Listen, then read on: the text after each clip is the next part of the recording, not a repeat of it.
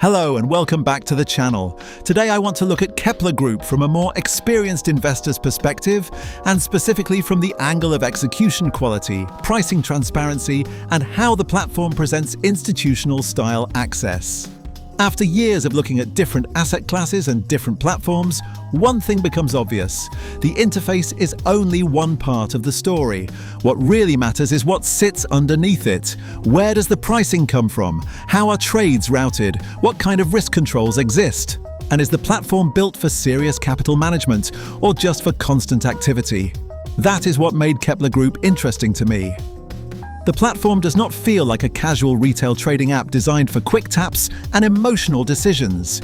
It presents itself more like an execution framework, built around structured access to multiple asset categories and a cleaner view of market data. When you look at how Kepler Group organizes its environment, the focus appears to be on major financial corridors, including European, North American, and Asia-Pacific market infrastructure. The idea is to give users a more formal way to access and monitor different types of assets, rather than just throwing simplified instruments into a flashy dashboard. And I want to ask you this: when you choose a financial platform, do you care more about the visual interface, or do you care more about execution, pricing sources, and the structure behind the scenes? Let me know in the comments. Inside the dashboard, the asset categories are presented in a more institutional way. You are not just looking at a gamified list of trending assets. Kepler Group frames the experience around areas like sovereign currencies, enterprise equities, hard commodities such as precious metals and energy resources, and digital registers with an emphasis on secure custody structures. That approach gives the platform a very different feel. It is less about chasing short-term excitement and more about organizing capital across different exposure types. One of the main points Kepler Group highlights is pricing and execution architecture. The platform presents its model as being based on interbank-style pricing access and a non-dealing desk structure. In simple terms, the goal is to reduce the feeling that you are trading through a heavily filtered retail layer. Now, I want to be careful here. Every investor should verify platform claims independently, read the terms, and understand how execution actually works before committing capital. But from a review standpoint, I can say the platform clearly positions transparency and market depth access as central parts of its identity. Another important part of the experience is the way Kepler Group limits distractions. You do not get the usual wall of candlestick charts, flashing widgets, and aggressive technical analysis prompts. For some investors, that might feel refreshing. For others, it might feel too stripped down. This is one of the biggest trade-offs.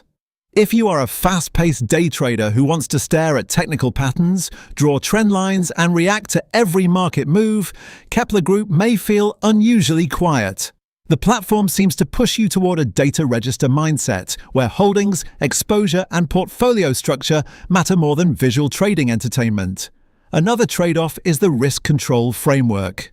Kepler Group presents itself as using automated protocols, volatility corridors, and human oversight to help manage unusual market conditions. That can be useful for investors who value discipline, but it may feel restrictive if you want total freedom to execute during extreme volatility. Whether that is a strength or a weakness depends on your investing style. What I personally found most interesting is that Kepler Group feels less like a traditional app and more like a quiet capital management workspace. There is less emphasis on constant visual stimulation and more emphasis on structure, reporting, and portfolio oversight. The support model also matters.